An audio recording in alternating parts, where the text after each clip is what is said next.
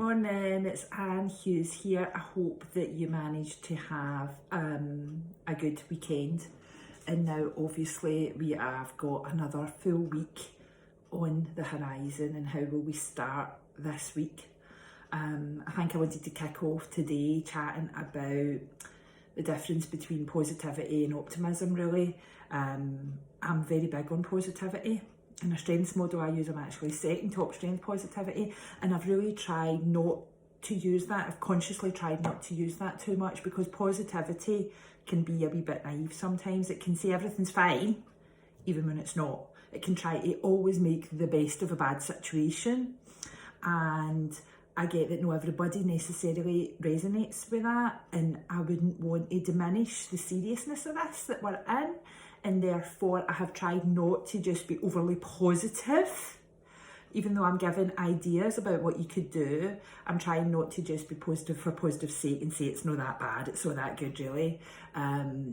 Whereas optimism, which I encourage everybody to have, optimism is about knowing and understanding and appreciating that the end of this will come and things will look different on the other side. Do you know that way? It's about believing that you can get through this. Obviously, we're waiting on an announcement this weekend to see what's happening with the initial 3 weeks.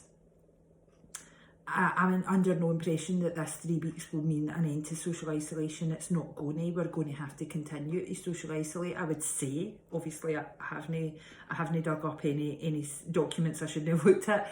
I just have a pretty much feeling that this is going to go on for some time. And what I've actually done is set myself probably quite a long thing in my head. I'm not going to share it because it's just mine and I don't want to freak anybody out, but I have put in my head how long I believe this can last and how long I know I can get through that, and therefore I'm okay with this being week 3. I had a better weekend. I went out for a walk yesterday and I would highly recommend that to people. I think what I've realised is that going to the supermarket and being in among people is a bit scary, but going for a walk actually isn't, because people pretty much kept their social distance. You know, they were going right over to the other side of the pavement. No walk on the side of the road, so you can slip onto the road if they're not doing that. Don't walk at the inside. But and it just gave me a whole brighter sort of outlook on life after just going out. I was probably out for about 30 minutes yesterday going a walk, and I just went myself, so I didn't have to worry about social distancing with my kids and stuff like that. And so now I'm ready to go for another walk a day, and I'll take one of my wains. We're not all going to go together because I think it's hard to social distance with 5 people.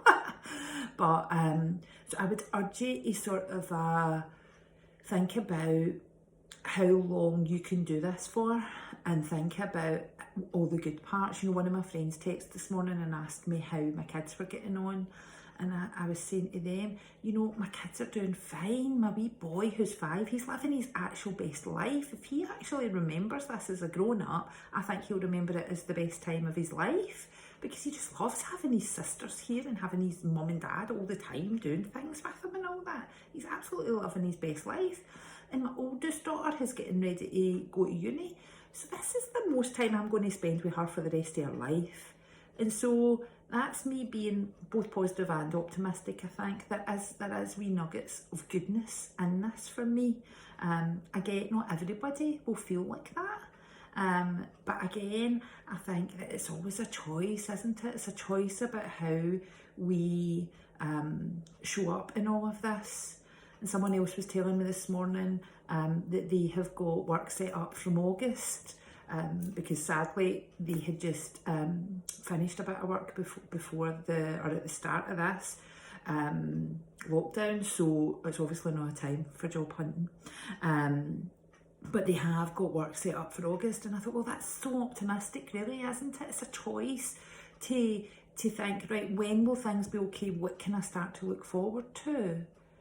You know, big stuff doesn't happen for no reason. And I actually have been contemplating, when I do my motivational talks, I don't know if any of you have been at any of them before, and I say, and I need to change this, I always say in it, you never know when everything will change because it happens like that. Because with my brain, 3 years ago when that popped, it happened like that. There was no sign that that was coming. It just happened. Coronavirus, more or less, just happened. None of us were taking it seriously. All of a sudden, we've been in the house for a fortnight. I've been in the house for 3 weeks now.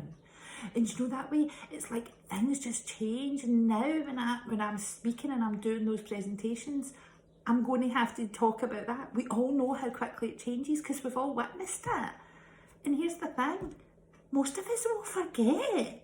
This will finish and people will go back to doing the things in their life that aren't good for them. They'll go back to doing destructive behaviours and not acting with the most kindness and compassion and thinking about all the things they can buy and forget that actually when it comes right down to it, what's important and what is important is the very basics of life. Have I got enough food in to feed my weans today?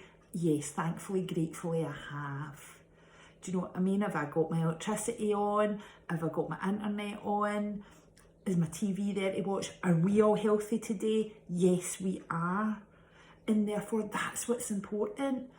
And so when I talk about how everything can change very quickly, when I do my motivational talks, people can sort of get it, but they can't understand it. From this moment on, I would hope more people will understand it, but so many will forget it. And so my urging to you is, remember, you know, even if you can, start to take wee notes, put wee notes on your social media, just make them private so that you see them in your memories, so that you never forget what it feels like to be in a place where you have very little control over very little and you make the best of what you're doing. And so I quite often put things, photos of my kids and stuff on, say, my Facebook, but I make it completely private so no one else can see it, because then I know it will come up in my memories every single year and I'll get to see it again and share it with my husband or whatever. And so I urge you to start making these wee notes. What did I do today? What was important to me on the 6th of April 2020? Actually, what was important to me was that I had a bag of dry pasta and some cans of tomatoes and a can of beans for lunch. Don't ever forget what that feels like, because then it's wasted on you. Don't ever forget what it feels like to stand outside your door and clap for the people that work in our hospitals, for the delivery drivers, for the shop workers, for the factory workers, for the people that are providing us with the basics of life. Don't ever let yourself forget that, because it makes you so grateful for everything you're going to have for the whole rest of your life. And living your life with gratitude is the most joy you can give yourself. Be grateful for everything you've got today, even if it's not much, because when you live from that grateful place, you have a much better experience of the world. So that was a bit longer probably than I expected it to be. I came on this morning and didn't really know what I was going to chat about. I just knew I was going to start with the positivity, optimism thing. Have a good day, and I really urge you to take some notes somewhere, even if it's in your diary or whatever, about what was good about this day, because eventually that'll all add up to actually this maybe not being so bad. But what it will certainly do is give you a new perspective on life for the rest of your life, if you allow it to. You know, you can spend your day thinking about how you're grateful for your bag of pasta and your can of beans, or you could do, I mean, the amount of emails I'm getting from companies giving me 50% discounts on clothes and shoes and all the rest of it, I'm not even looking at it. Why do I need to buy clothes? I'm not going anywhere. Do you know what I mean? It's just something goes in the washing, comes back out, and I just wear it again. It's like, we don't need stuff just now. What we need is in here, and it's in the four walls that we're surrounded by. And we really should learn to appreciate that, because it will just, what an investment we are making in our future perception of the world. Do you know that way? We really, really are. So have a good Monday. I hope that you can make this week a good one. I'll be honest and say I don't think it's our last week in lockdown. So if you think it is, you should probably try and get your head around that. And Have a good day, and I'll speak to you soon. Bye.